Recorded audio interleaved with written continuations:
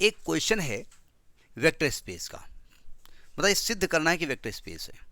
तो जैसे vector space में आपने कह दिया कि ये एबिलियन होना चाहिए, ये ऐसा चाहिए, वो चाहिए, काम खत्म। यहाँ चाहिए नहीं, दिखाओ है कि नहीं है। देखो ये कह रहा है v बराबर आर स्क्वायर है। आर स्क्वायर एक्चुअली में ये वेक्टर स्पेस है, ये 2D प्लेन है, ये r क्रॉस r लिखा हुआ है।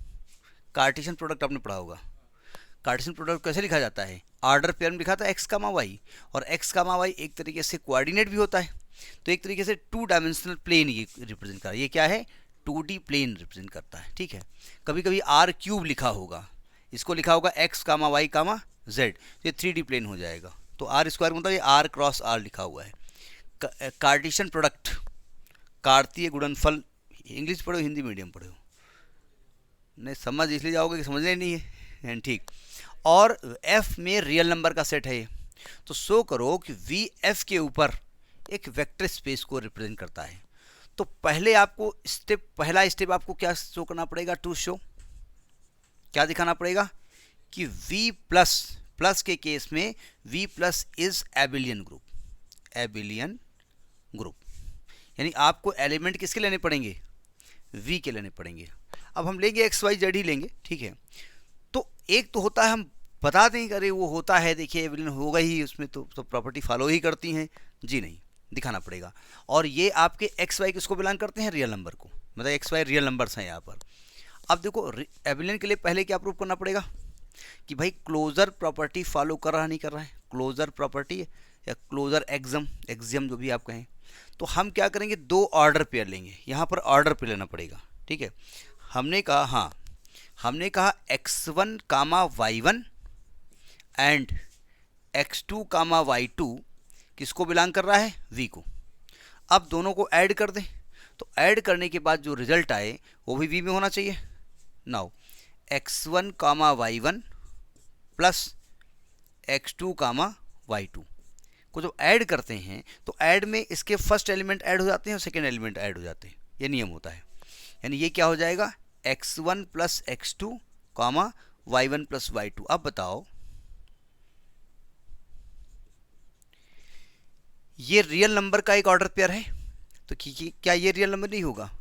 ये रियल नंबर नहीं होगा, तो ये नया ऑर्डर पेयर भी तो इसके अंदर होगा नहीं होगा, यानी ये भी v को बिलोंग करेगा।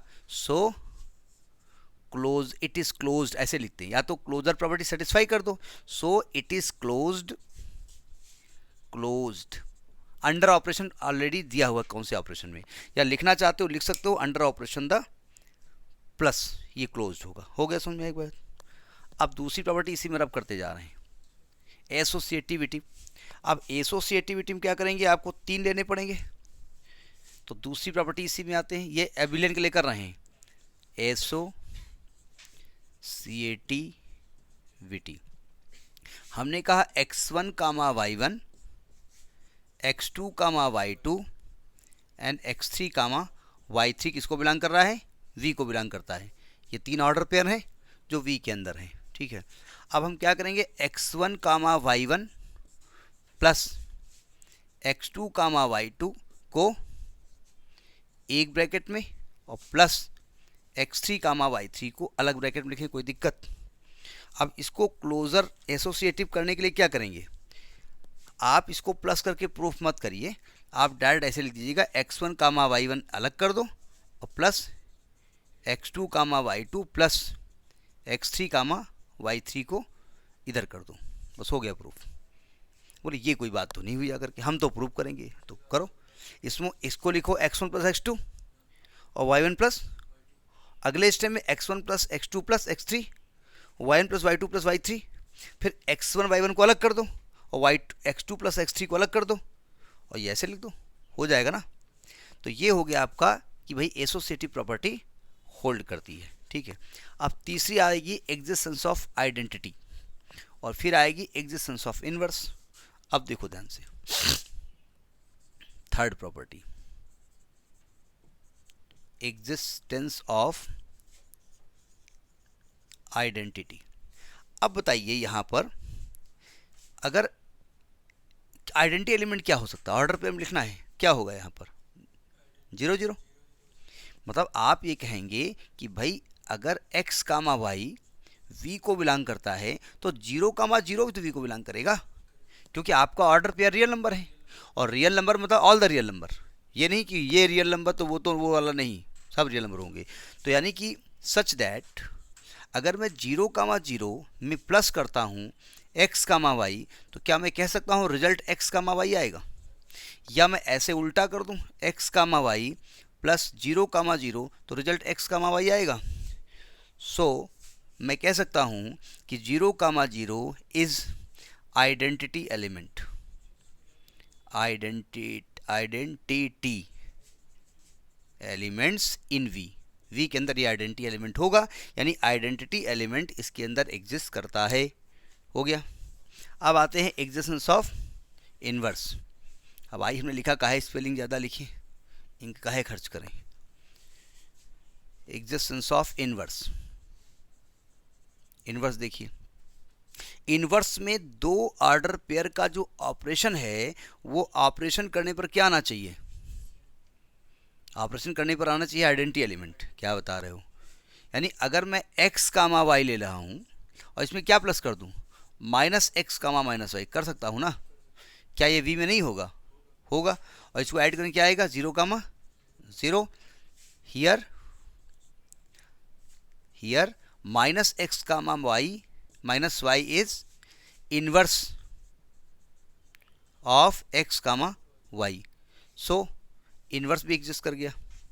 ठीक है, अब आपको दिखाना पड़ेगा भाई ये कम्यूटेटिव लॉ को फॉलो करा नहीं कर रहा, क्योंकि एबिलियन के लिए कम्यूटेटिव लॉ होना चाहिए। तो नेक्स्ट आता है कम्यूटेटिव लॉ, पांचवी प्रॉपर्टी। ग्रुप के लिए तो इतना ही पर्याप्त है।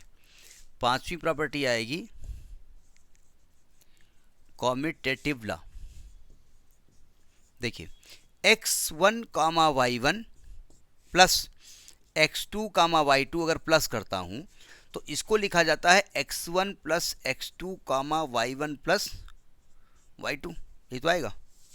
अच्छा, अगर मैं इसको x2 प्लस x1 कर दूं और इसको y2 प्लस y1 कर दूं, कोई दिक्कत? क्यों? क्योंकि ये तो रियल नंबर है, और रियल, मैं ऑर्डर पेयर की बात नहीं कर रहा हूँ, ये रियल नंबर है, और दो रियल नंबर का सम कम्यूटेटिव लॉ को फॉलो करता है। तो यानी इसको आप उल्टा ले सकते हो, x2, y2 plus x1, y1 कर सकते हो। So it is commutative, it commutative, या इट कम्यूट्स भी कह सकते हैं, commutative. So v plus is एबिलियन, v plus is एबिलियन, यानी v प्लस यहाँ पर एबिलियन ग्रुप को फॉलो करेगा। तो ये तो आपका एबिलियन ग्रुप हो गया। ठीक, नोट करिए। अब दूसरी प्रॉपर्टी क्या करनी है, एक्सटर्नल कंपोजिशन में ये क्लोजर प्रॉपर्टी को फॉलो करता है।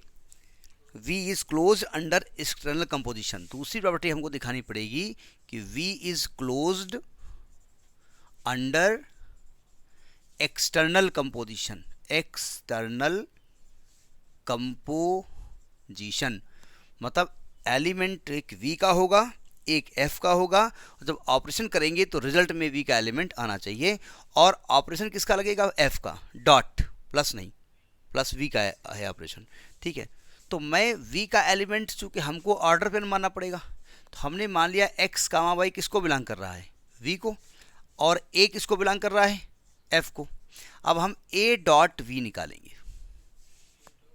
A डॉट V यानी A डॉट x, y, और ये किस में होना चाहिए, ये V के अंदर होना चाहिए। तो इसमें मल्टीप्लाई का रूल होता है कि ax, ay लिखा जा सकता है, ये अंदर मल्टीप्लाई भी हो जाएगा। अब क्या ये वेक्टर क्वांटिटी नहीं होगी, क्या ये वेक्टर क्वांटिटी नहीं होगी, क्या ये रियल नंबर नहीं है, क्या ये रियल नहीं है, क्या ये ऑर्डर पेयर नहीं है, तो ऑर्डर पेयर है तो V में होगा, तो बिलोंग्स टू V, प्रूफ हो गई ये। ठीक है, ये अगली प्रॉपर्टी हो गई आपकी, यानी दूसरी प्रॉपर्टी हो गई। तीसरे में फिर कहा गया कुछ प्रॉपर्टीज फॉलो होनी चाहिए।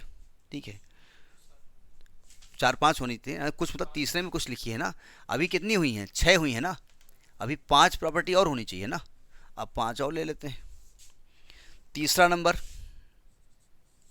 हम यहाँ पर 2 ऑर्डर पेयर लेते हैं और 2 F के एलिमेंट ले लेते हैं। Late x1 comma y1 and x2 comma y2 किसको बिलोंग कर रहा है, v को, and a comma b belongs to f को। इसकी पहली प्रॉपर्टी क्या होती है, distributive law, a into alpha plus beta, ये था ना, ये किसके इक्वल आना चाहिए, a alpha plus a beta, ये होना चाहिए ना, ये होना चाहिए, अभी है नहीं। a बोले तो a, अल्फा बोले तो ये अल्फा है और ये बीटा है, अल्फा बोले तो x1 comma y1 plus beta बोले तो x2 कामा y2। देखिए a, इसको खोलो, x1 plus x2 comma y1 plus y2, a को अंदर ले जाओ तो ये आ जाएगा ax1 प्लस ax2 कामा ay1 प्लस, देखो हम जब लिखते हैं ना तो हमको अपना रिजल्ट भी मालूम होना चाहिए कि हमको हमारी रिक्वायरमेंट क्या है। ऐसा नहीं बस उठ दिए चल दिए, कहन किधर जा रहे हो, कहना हरदोई जा रहे हैं, बोले हरदोई तो इधर है, बोले अच्छा, हम तो ऐसी मुँह किया चल दिया। आपको देखना पड़ेगा सड़क किधर जा रही है, हमको ए अल्फ़ा अलग चाहिए और ए बीटा अलग चाहिए, ये समझिएगा। यानी ए अल्फ़ा बोले तो ये अलग चाहिए और ए के साथ बीटा बोले तो ये अलग चाहिए, यही तो चाहिए आपको। अब देखो यहाँ पर फिर अलग कर दें, हम इसको ax1 कॉमा ay1 कर दें और प्लस ax2 कॉमा ay2 कर दें, कर सकते हैं ना। यहाँ से a कॉमन ले लें, अंदर क्या बचेगा x1 कामा y1, कैमरे में आ रहा है, प्लस यहाँ से a कॉमन ले लें तो क्या बचेगा x2 कामा y2, ये अल्फ़ा है ये बीटा है, तो क्या ये आपका a alpha plus B A beta नहीं आ गया, प्रूफ्स हो गया नहीं हो गया, प्रूफ्ड हो गया ना, ये प्रूफ, ये वाली चीज़ मतलब LHS RHS इक्वल हो गई ना, नोट करिए। ये पहली प्रॉपर्टी है। कितनी प्रॉपर्टी चाहिए आपको, 5, अभी 4 बची हैं, आगे बढ़े, समझ के करिएगा कि हमको करना क्या क्या यहाँ पर है। सेकंड, अभी आप क्या कर रहे थे कि a का मल्टीप्लाई अल्फ़ा प्लस बीटा से कर रहे थे, अभी क्या होगा a प्लस बी से अल्फ़ा का मल्टीप्लाई करेंगे। सेकंड में क्या करना है, a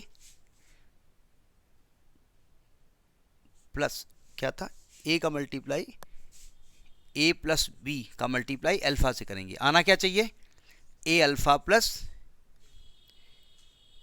बी अल्फ़ा, ये तो आना चाहिए। तो मैं ये लेके चल रहा हूँ, तो ये रिजल्ट आना चाहिए। उसमें भी ऐसा कर दीजिएगा, उसको इक्वल कर दीजिएगा, फिर LHS ले लीजिएगा, RHS प्रूव कर दीजिएगा।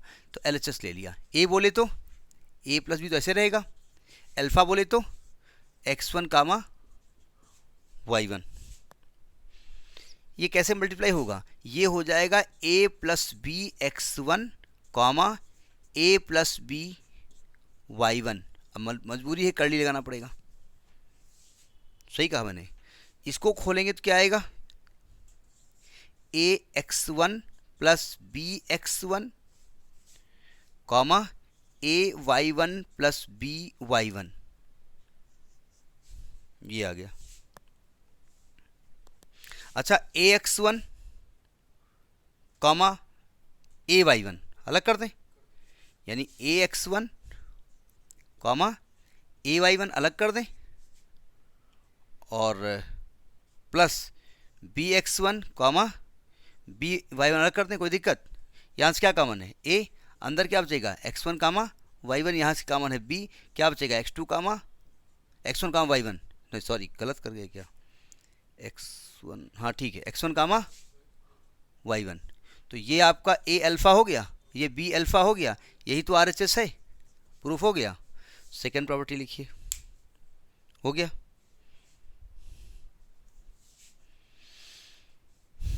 थर्ड देखिए क्या करना है, 4 थी शायद इसमें ना, 5 4 9 6 15, हाँ ठीक, 5 कौन कौन सी थी। थर्ड देखिए, थर्ड में क्या करेंगे, 1 इंटू अल्फ़ा करेंगे, तो 1 इंटू x1 कामा y1 तो is equal to x1 comma y1 आएगा, इज इक्वल टू अल्फ़ा आ जाएगा, ये तो सिंपल लिखा हुआ है। अगली प्रॉपर्टी क्या है कि अगर मैं ए इन ब्रैकेट बी अल्फ़ा लिखता हूँ तो ये क्या आना चाहिए, ए बी अल्फ़ा आना चाहिए, ये आना चाहिए। अब मैं इसका LHS लेता हूँ, देखो ए बी, अल्फ़ा को क्या लिखेंगे, x1 कामा y1, ये क्या आएगा ए, ये आएगा आपका बी x1 कामा बी y1, ए को अंदर ले जाओ तो आएगा A B x1 comma A B y1, यहाँ से कॉमन क्या दिख रहा है, ए बी कॉमन हो गया, बाहर क्या बचेगा x1 कामा y1, तो ए बी इंटू अल्फ़ा हो गया। और कोई प्रॉपर्टी थी क्या?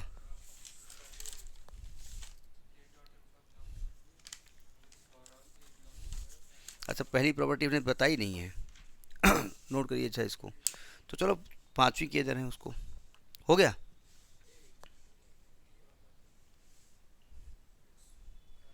वो पहले नंबर पे होना चाहिए था ना, बहुत सारी प्रॉपर्टी हैं तो नहीं याद रहा होगा। अब पांचवी प्रॉपर्टी में क्या है, ए डॉट अल्फ़ा निकाल रहे हैं, ठीक है। तो ए डॉट एल, ए बोले तो ए, अल्फ़ा बोले तो x1 comma y1 is equal to A x1 comma A y1, क्या ये v को बिलोंग नहीं करेगा, v को करेगा। तो दिस शोज दैट